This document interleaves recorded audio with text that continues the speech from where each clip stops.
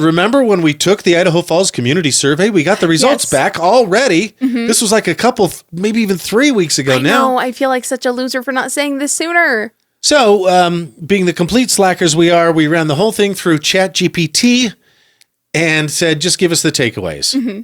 So in terms of positives and biggest areas for improvement. Sounds good. That's all I want to know, right? Yeah.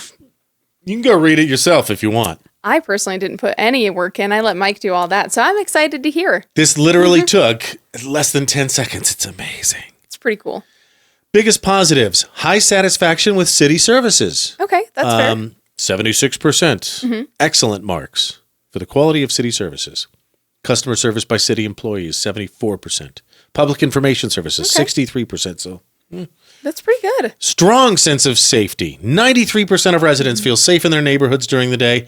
91% feel safe in the downtown commercial area. Yeah, I think that's fair. Natural environment and cleanliness. Air quality, 86%.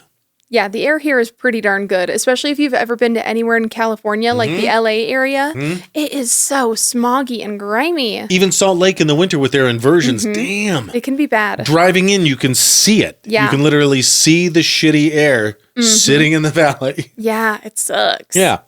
Overall natural environment, 79% satisfaction. Mm-hmm. Cleanliness of Idaho Falls, 74%, rated highly. Yeah. Utilities and essential services. Garbage collection, 91%. Drinking water, 86%. Mm-hmm. I think that should be higher. Our drinking water here is kick ass. Right. Well, and I guess it depends on what metric folks were, kind of considering when they were rating it. Versus bottled water. Right. Well, no. And I was also thinking is it more maybe the cost that they're upset with? Like maybe the quality is fine, but they feel like it's too expensive. The water pressure. There you go. That's a good one. And also, we do have hard water here. Like, that's just the thing. Yes.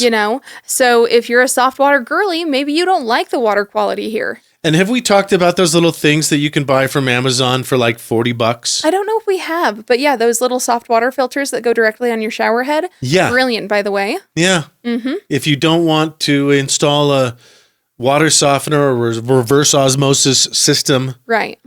Here's a $40 cheap fix. You replace the filter every 6 months. Mm-hmm. Pretty great.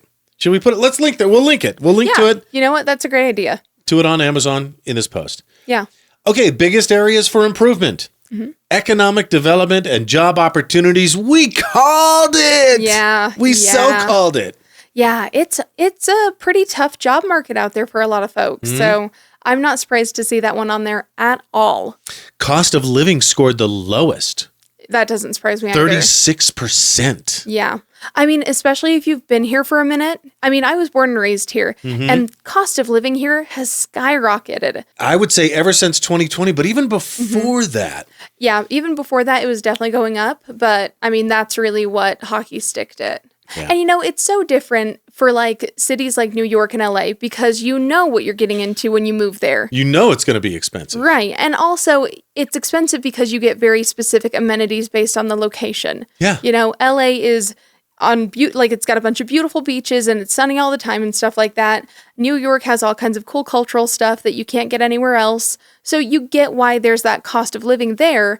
But here in little old Idaho Falls, while it is fantastic and I think it's absolutely worth living here, it was, at least until recently, a more rural area that should have had lower cost of living because there just wasn't as many amenities or expectations for people. Right. And so the fact that that's not the case anymore and it doesn't feel like the stuff you should get with that money has kept it pace with it, it just feels a little unfair for folks. Right. And that's Idaho Falls, in my view, has always been behind in paying people what they're worth. Right. When in a previous life, I wanted to make more money. I had to leave. Yeah. Just had to. Yeah.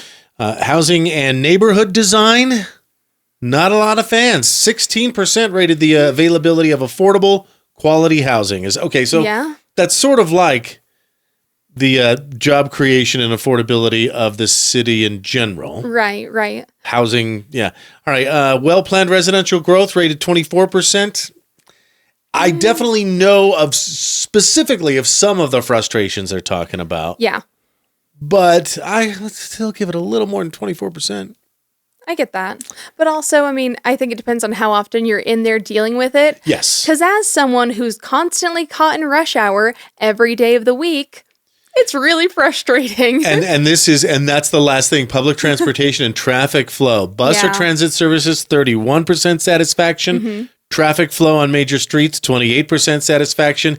Right. Ease of travel by public transportation, 20%. Yeah. Low performing areas. And it kind of stinks because we do have gift, and I think that's a really cool incentive. But I have heard some people say that there are some drawbacks to that. Well, what were you telling me? You had to go, it took you 45 minutes to go from where to where? Probably not quite that long. It was probably like 30 minutes, but it took me forever to get from the roundabout the roundabout on Memorial, all the way over to the Wendy's on Sunnyside. So basically the Brolum's over there. Okay. In Ammon. Which is downtown insane. by the river to the east side. Right. And on a good day, I can make that drive in like 12 minutes. So it was a pretty stark contrast. Over double. And just constantly getting stuck behind people. Part of it, I do think, was just that I kept getting caught behind slow drivers who weren't paying attention. Right. But also, it was during rush hour. There were a ton of cars on the road, a ton of traffic. And it was just, you couldn't get out of it.